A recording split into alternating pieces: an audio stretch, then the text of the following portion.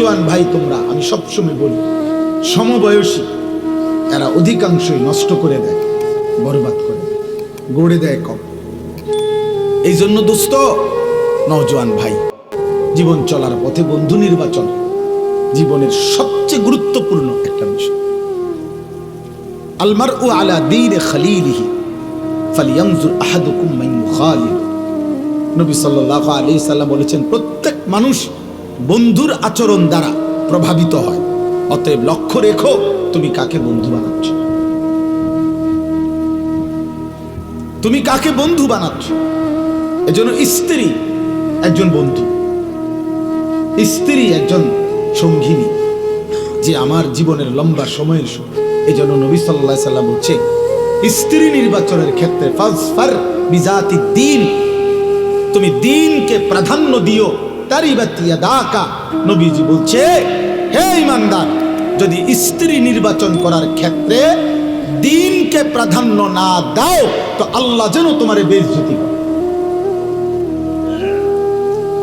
আল্লাহ যেন তোকে বেইজ্জতি করে।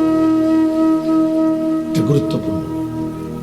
মাসালুল জালিসিস সালিহ ওয়াল জালিসিস সু কাহামিলিল মিসক ওয়া নাফিখিল কির। আল্লাহর নবী বলেন, উত্তম বন্ধু আর মন্দ বন্ধু কিসের মতো? নবীজি উদাহরণ দিছে, একজন আতর বিক্রেতার মতো, আরেকজন কামারের দোকানদারের মতো। নবী সাল্লাল্লাহু আলাইহি সাল্লাম বলেন, আতর বিক্রেতার কাছে তিনটা জিনিস তুমি পাইবাই পাইবা। এক, তার কাছে গেলেই আতরের সুগন্ধি পাইবা। দুই, সে তোমারে দাঁড়াইলেই তোমার শরীরে কিছুক্ষণ আতর মাইখা দিবে। তিন, কিনে নিলে বাড়িতেও সুগন্ধি পৌঁছে দেবে। দুই, কামারের দোকানদার। আল্লাহ নবী সাল্লাল্লাহু আলাইহি সাল্লাম বলেন, তুমি তার কাছে গেলেই দুইটা ক্ষতি তোমার হবেই হবে। এক, নাকের মধ্যে ধোঁয়ার দুর্গন্ধ লাগবে। তিন, কিছুক্ষণ বসলে উঠার পরে দেখবা কোনো না কোনো কোনা, লুঙ্গির কোনা নলে জামার কোনা ফুরে গেছে, পুড়ে গেছে, পুড়ে আগুনের কোন হান দিয়ে লাগিয়ে শেষ। ক্ষতি হবে, ক্ষতি হবে। এই জন্য অসৎ বন্ধু, মন্দ বন্ধু কামারের দোকানদারের মতো, উত্তম বন্ধু আতর বিক্রেতার মতো।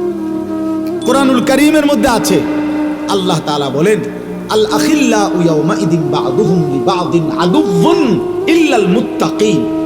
কিয়ামতের দিন সমস্ত বন্ধুত্ব, আল্লাহ বলেন, একজন অপরজনের শত্রু হবে, ইল্লাল মুত্তাকিন, একমাত্র যেই বন্ধুত্ব ছিল একজন আরেকজনকে গুনাহ থেকে বাঁচানোর জন্য, নেক আমলে অভ্যস্ত করাবার জন্য যেই বন্ধুত্ব ছিল, তারা ব্যতীত তারা কবরেও বন্ধু, তারা আখিরাতেও বন্ধু।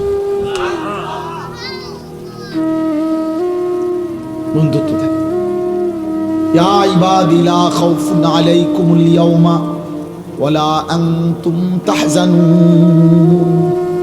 সেদিন আল্লাহ ওই বন্ধুদেরকে আল্লাহ ডাক দিয়ে বলবে, হে বন্ধুগণ, আজ হাসরের ময়দানে তোমাদের কোনো ভয়ও নাই, চিন্তাও নাই। তো আল্লাহকে বন্ধুরা জিজ্ঞেস করবে, মাওলা ভয়ও নাই, চিন্তাও নাই, তার দ্বারা থেকে লাভ কি? কি করতাম কোন? তা আল্লাহ বলবেন, উদখুলুল জান্নাতা আনতুম ওয়া আজওয়াজুকুম তুহবারুন। বন্ধুরা মিলে মিশে হাত ধরাধরি করে গলাগলি করে আমার জান্নাতে ঢোকো।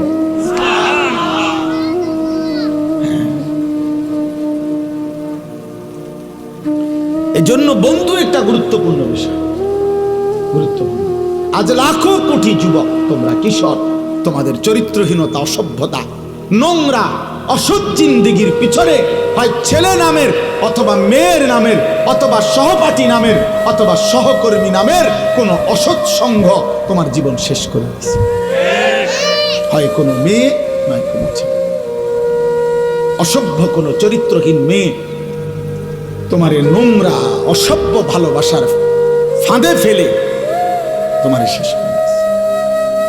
জীবনও শেষ, যৌবনও শেষ, আখিরাতও শেষ, ইজ্জতও শেষ, মা বাবার সম্মানও শেষ, মা বাবার সম্মানও শেষ।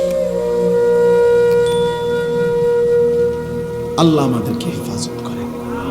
এই জন্য বন্ধু নির্বাচনে গুরুত্বপূর্ণ খেয়াল রাখা। আমার ছোটবেলায় মনে আছে, আমার মামা, আমি যখন নানার বাড়িতে বেড়াইতে যাইতাম, আমার নানার বাড়িতে পাশে একটা বাড়ি ছিল, বড় বাড়ি। ওরা অন্য জায়গার থেকে নদী ভাঙ্গা মানুষ আইসে এখানে বসত করছিল, বিরাট বাড়ি। তাদের আমি সব সময় আমার মনে আছে যে আমার মামা, আমি নানার বাড়িতে গেলেই মামার একটা ফোনিক্স সাইকেল ছিল, তখনকার সময়ের নাম দামি সাইকেল ছিল, ফোনিক্স সাইকেল। এই ফোনিক্স সাইকেল এটা মামা আমারে দিয়া, মামা আমারে বলতো, বাগিনা পুরা গেরাম চুক্তি তুমি সাইকেল চালাইবা। সাইকেল চালাইতে চালাইতে মামুর সাইকেল যদি ভাঙ্গা যায়, মামার কোনো দাবি নাই, তবে শুধু একটা শর্ত, বাগিনা এই বাড়ির দিকে যাইতে, এনকার ফুলানির লগে যাইতে, এগোর লগে চললে তুমি যদি যাও মামু তাহলে মেরে লাও। এই তুমি সাইকেল চালাও, মামুর সাইকেল ভাঙ্গা। আলহামদুলিল্লাহ আমি ভাঙছিল দুইবার। তো এই জন্য আপনার কিন্তু মামা এটা খেয়াল রাখতে যে ওই বাড়ির বাচ্চাগুলো প্রত্যেকটা আমার মনে আজীবন হাফ প্যান্ট ছাড়া থাকতো। তাইলে বোঝা গেল মানুষ তো এটা ভদ্র মানুষ, বিবেকবান মানুষ, এটা খেয়াল রাখে আমার 3 বছরের বাচ্চা 6 বছরের বাচ্চাটাও যেন মন্দ বাচ্চাদের সাথে না উঠা বসা করে। তাইলে বাবা যদি 3 বছরের বাচ্চার ব্যাপারে এটা যত্ন নেওয়া হয়, তাহলে 16 বছরের ছেলেটার ব্যাপারে এই যত্ন নিবে না কেন? 12 বছরের অভিভাবক, 14 বছর বয়সী ছেলে মেয়ে, আপনি অভিভাবক যারা, আপনারা কি একবারও ভাবেন না যে আপনার 12 বছরের ছেলেটা তার সমবয়সী যে ছেলেগুলোর সাথে চলে, ওই ছেলেগুলো একটাও এক ওয়াক্ত নামাজ পড়ে না এমন অসভ্য বেয়াদবদের সাথে চলে, আপনার সন্তান কি শিখবে? এটা আপনি বুঝেন না? আপনি বুঝেন না এটা? আপনার 14 বছরের মেয়ে এত কম বয়সে এত সাজগোজ শরীর প্রদর্শন করা পর পুরুষের সামনে রাস্তায়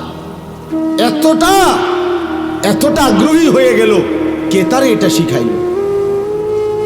তার দাদি, তার নানি, কে তারে শিখাই?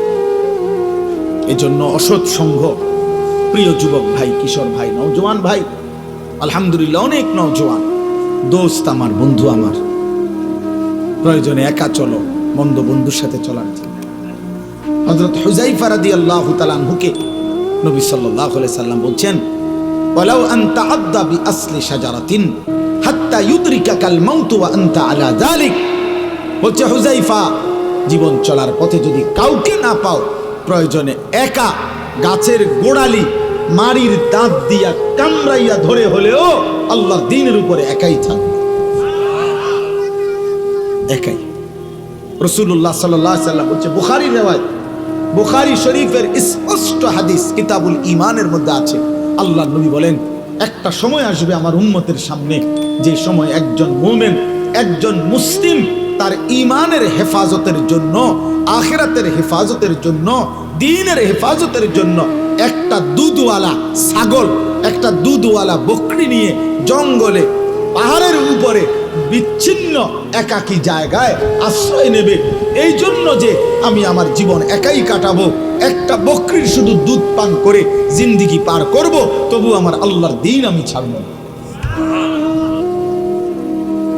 ইউশিকু আন ইয়াকুনা খায়রা মালিল মুসলিমি গানামুন ইয়াতবাউ বিহা শাআফাল জিবাল ওয়া মাওয়াকিআল কাত ইয়াফিররু বিদীনিহি মিনাল ফিতান।